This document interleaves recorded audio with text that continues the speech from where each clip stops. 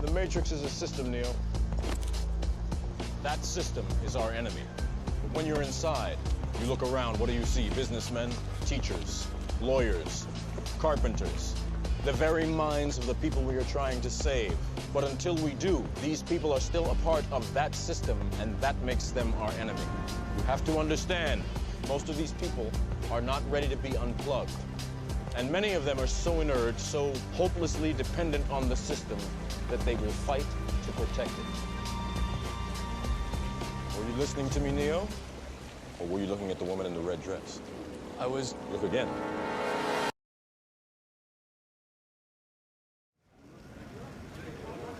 I'm so sorry. I'm so sorry.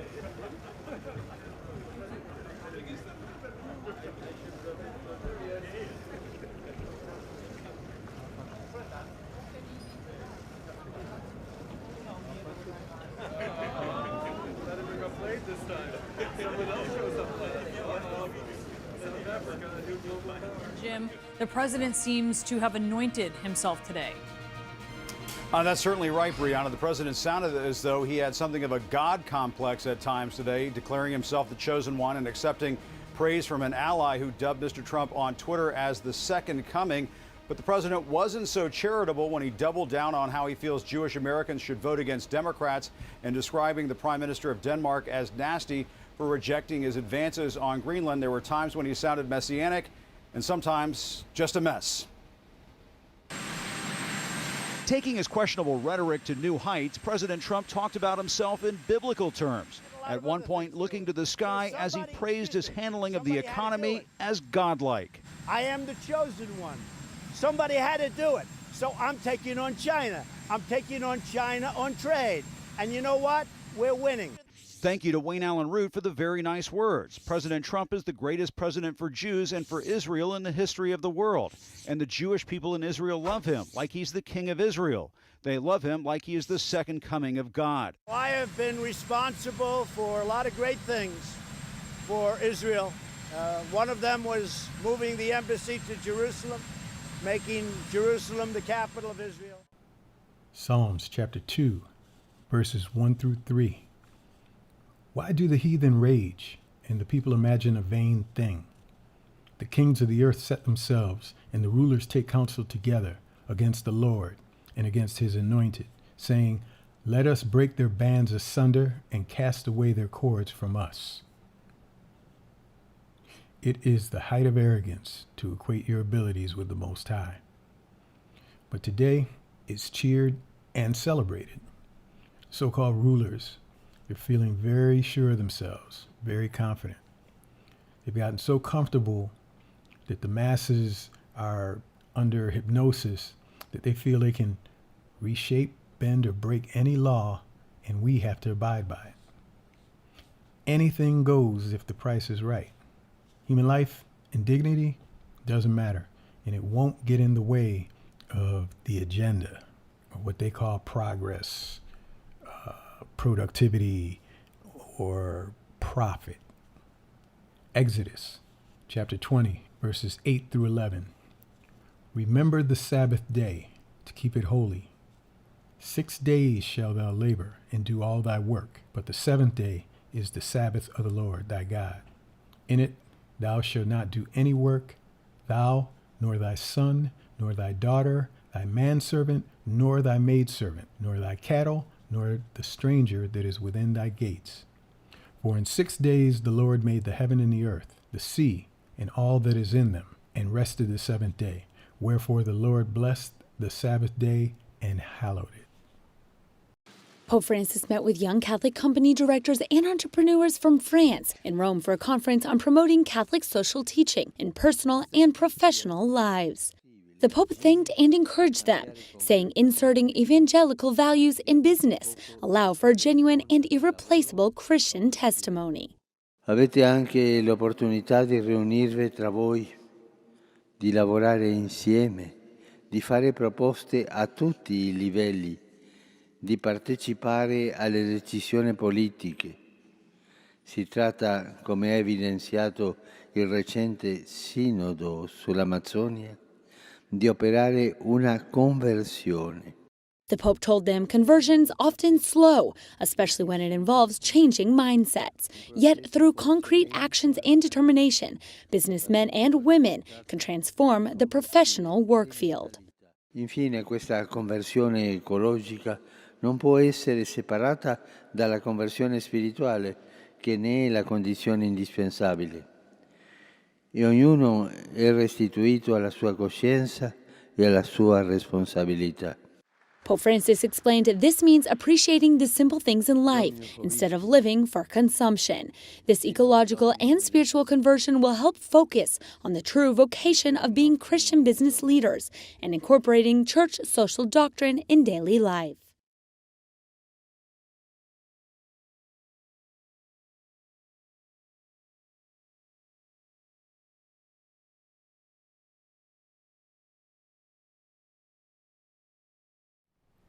Galatians chapter 4, verses 8 and 9. Howbeit then, when ye knew not God, ye did service unto them which by nature are no gods. But now, after ye have known God, or rather are known of God, how turn ye again to the weak and beggarly elements, whereunto ye desire again to be in bondage? Do we have a deal, Mr. Reagan? You know, I know this steak doesn't exist. I know that when I put it in my mouth, the Matrix is telling my brain that it is juicy and delicious. After 9 years, you know what I realize?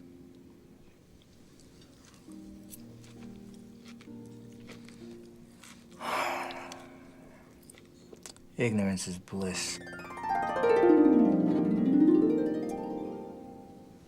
Then we have a deal. I don't want to remember nothing. Nothing. You understand? And I want to be rich. You know, someone important. Like an actor. Now see, Cypher, having been unplugged from the Matrix, chose to go back and sell out his allies. And he didn't want to know of the evil that he had done. Think Judas Iscariot of the Bible. Very cowardly, by the way. But it's so on point because there are a lot of individuals who will do this very thing after coming into the truth of the Most High and His Word. They will turn back to bondage, back to sin and iniquity. But how do we get here? Well, history has shown that even though you may not remember who you are, the world does.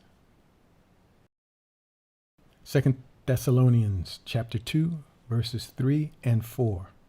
Let no man deceive you by any means, for that day shall not come except there come a falling away first, and that man of sin be revealed, the son of perdition, who opposeth and exalteth himself above all that is called God, or that is worshipped, so that he as God sitteth in the temple of God, showing himself that he is God.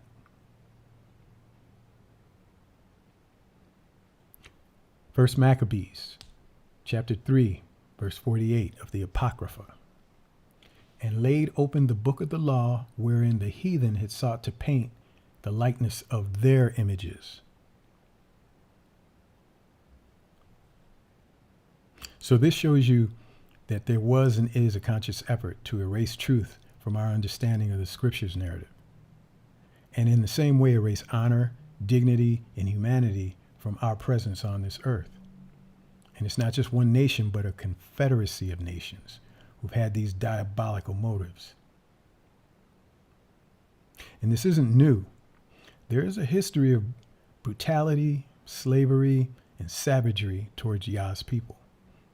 From the Ashkenazis' involvement in the slave trade, to the Aborigines being made captives by the exiled criminals of England, to arguably the worst genocide to happen on this planet by King Leopold II of Belgium on the men, women, and children of the Congo. These deeds can only be deemed as satanic in origin and allied in its method. Psalms chapter 2, verse 2. The kings of the earth set themselves, and the rulers take counsel together against the Most High and against his anointed. Psalms chapter 83, verse 1 through 5. Keep now thou silence, O God. Hold not thy peace, and be not still, O God. For lo, thine enemies make a tumult, and they that hate thee have lifted up the head. They have taken crafty counsel against thy people, and consulted against thy hidden ones. They have said, Come, and let us cut them off from being a nation, that the name of Israel may no more be in remembrance. For they have consulted together with one consent. They are confederate against thee. And as I stated earlier, it should come as no surprise that sometimes the closest ones to you have jealousy and deceit in their hearts, because every brother ain't a brother. These Ivorians, repatriated to the Ivory Coast from Libya, say they risk being sold into slavery. They sell Africans over there. In Libya, they sell men. Even 15-year-old Libyans are there in a car, they're armed. They'll come and kidnap you, and they'll sell you for $70 to $150. As soon as you arrive in Libya, the first thing that happens is that you are taken away and sold. Our black brothers from West Africa, wherever you are from, a Malian, a Senegalese, or any other nationality from the West, even an Ivorian, you are sold. And for what? $700. All these nations can fall under the banner of a satanic confederacy. Subjecting your fellow human beings to the most barbaric treatment known to man is as evil as it gets. So how do we fight against a system that is worldwide, with all the technology, firepower, and finances at their disposal? We petition the power that created all, whom is most mighty, and without partner, the Most High Yah in his word, which cannot come back void. Isaiah chapter 55, verse 11. So shall my word be that goeth forth out of my mouth.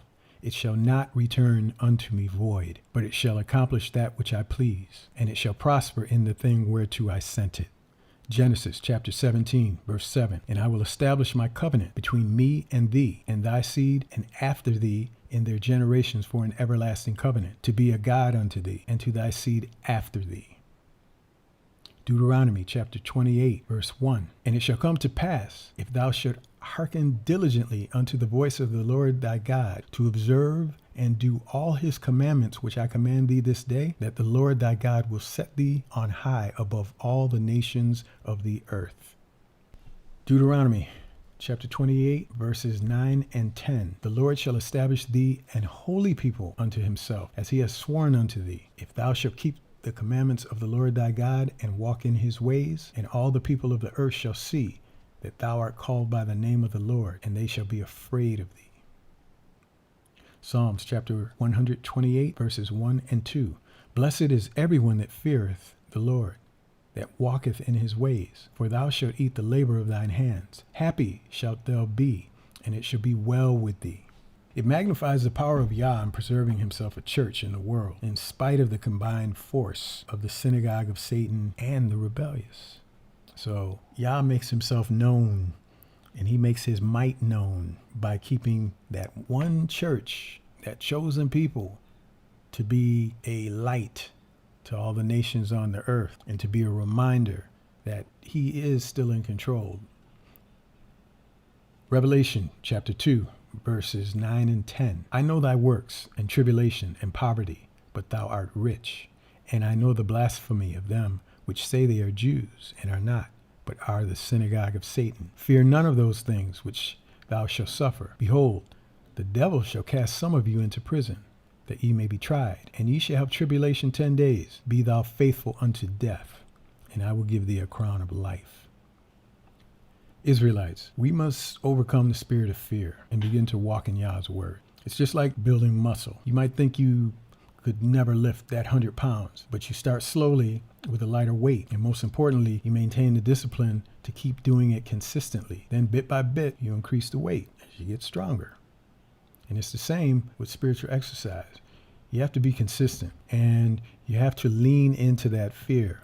And if you operate from a place of honesty and seek discernment, pray and fast, the Most High will hear you, and he'll reveal the mysteries of his word.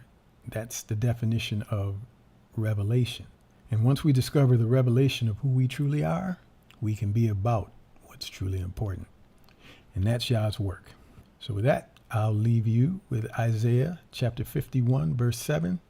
Hearken unto me, ye that know righteousness, the people in whose heart is my law. Fear ye not the reproach of men, neither be ye afraid of their revilings. And with that, I bid you shalom.